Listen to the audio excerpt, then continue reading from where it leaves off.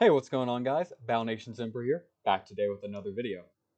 And guys, just want to quickly take a second to apologize for the break. Normally I have a few maybe gaps, maybe a few days between each of my videos. I think the longest I had was maybe 4 days, but this one was really big. It was 10 days, a whole week and 3 days. So apologize about that. Had some personal stuff come up. Been moving, getting a new job, getting settled in a new environment, learning the area, everything about that. It's very nice, very glad to be back into the space, but personal stuff aside, very glad to be back here with you guys and make more Battle Nations content. Even though it's been less than 2 weeks, it feels like it's been a year. Not quite the first jar of coming back to Battle Nations, but certainly a reminder. And absolutely glad to be back and definitely ready to get back into the schedule of doing memes and, of course, these videos for you guys. So with that all out of the way, let's jump right into today's video. As you can see, we are at Port City. This is the naval city that was added in update 4.5, the last major update that of course included all naval aspects. It included the Navy, and we unfortunately never really got to see much of that. But despite that, today's theory and discussion video will be discussing about the Navy and what it was, what it will be, and if we'll see it in the future, and if so, what form it will be. So first off, let's just exactly discuss what the Navy was.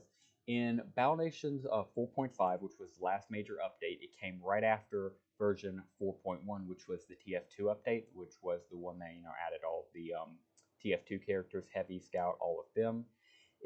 I can't put naval things on the water. That's pretty crazy. I guess I'll put a sunken ship on land. Wow, the fish going through the sand. Anyway, so yeah, version 4.1 was the second last major update. It was all the TF2 stuff, and the last major update was, of course, 4.5. It introduced Navy. There would be two more updates, a version 4.1 and a version 4.6. Unfortunately, however, both of those were just minor updates, major small additions and fixes to Navy along with the rest of the base game, and we never really got to see much more after that. But despite that, version 4.5 was nothing to scoff at. Like I said, it was the last major update. When I mean major, it added hours and hours of new content to the game. It added various different characters, various new items, various different buildings, various new locations, like the one I'm building at right now, Port City, which was led by a new character called Captain Pike. Captain Pike was one of the main leaders or previous main leaders of the Sovereign Navy, which was a faction of basically sea bandits. Actually, I guess they would be more accurately described as the rebel factions. They aren't necessarily scavengers. They are a cohesive force that wants to destroy the Empire. That would be the Sovereign Navy, and the other big faction that would be introduced in this video or in this update would be the Reef Bandits. They are the raiders on the sea, if you will. Just a bunch of scavengers trying to make it out, basically just criminals on the sea. Captain Pike would, of course, leave the Sovereign Navy once he realized it was in a disalignment to his values, mainly them being criminals and whatnot. And that would go him to found this city right here, Port City. So that's a little background behind this city right here around what Port City is about. So despite never getting to really see much of the naval aspect, it definitely had a lot of character to it, a lot of investment into it. And even for what it was worth, which, the little bit we got to see in here, it was certainly a pleasure to have. It was certainly very nice to see Battle Nation take such a huge step, even after, they kind of knew things were not necessarily, down at that point, but they knew things were a little bit sluggish. So it was very nice to see with them go and try to, do an entire new, aspect of fighting, the actual Navy.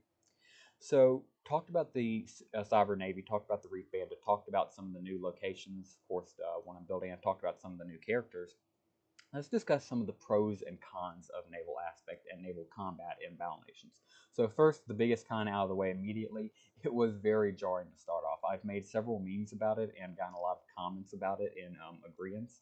Basically, everybody I've talked to at least kind of agrees that while it was very fun to do naval battles early on, it was very hard to get your foot in the door, especially if you weren't good at boss strikes, or that's a little bit mean way to put it. If your clan, if your guild was not very good at boss strikes, you guys couldn't get high tiers.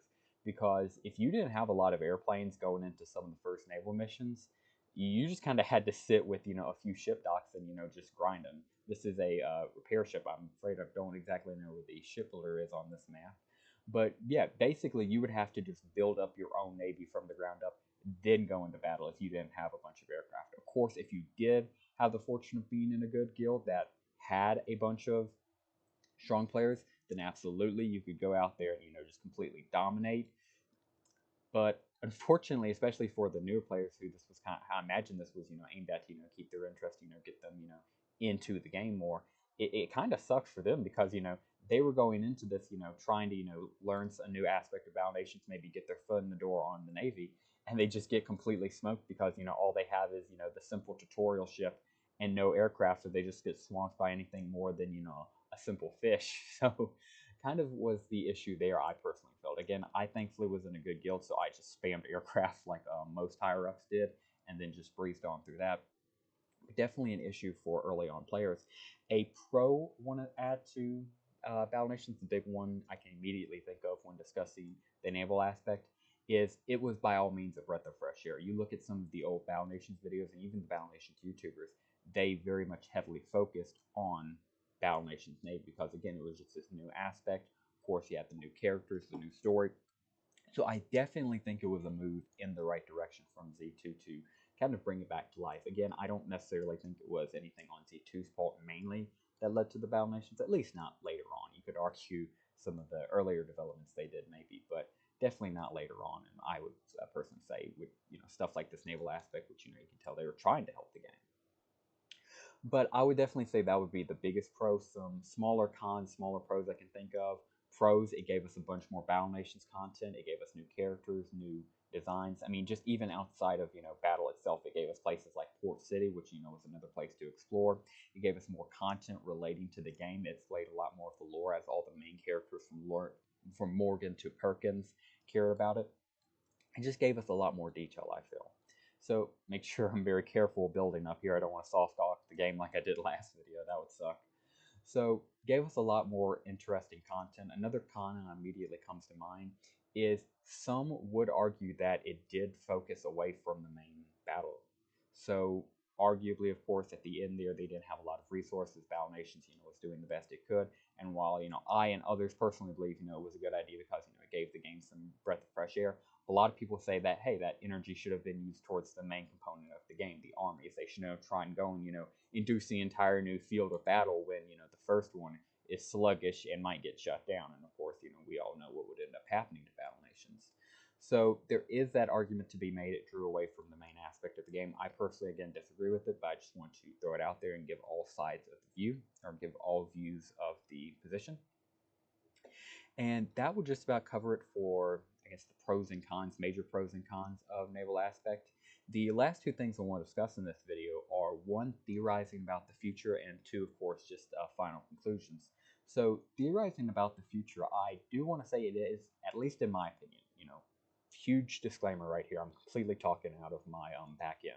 I don't know what Madrona Games has planned, but I'm just simply theorizing here. But with that being said, I don't think we'll immediately get the Navy back. I think that's a whole other aspect of the game they're going to have to code in and try to get in for us. I think the biggest thing right now is, get Battle Nations back, period. So I don't think they're focusing on anything naval, and that's perfectly fine. We don't want that.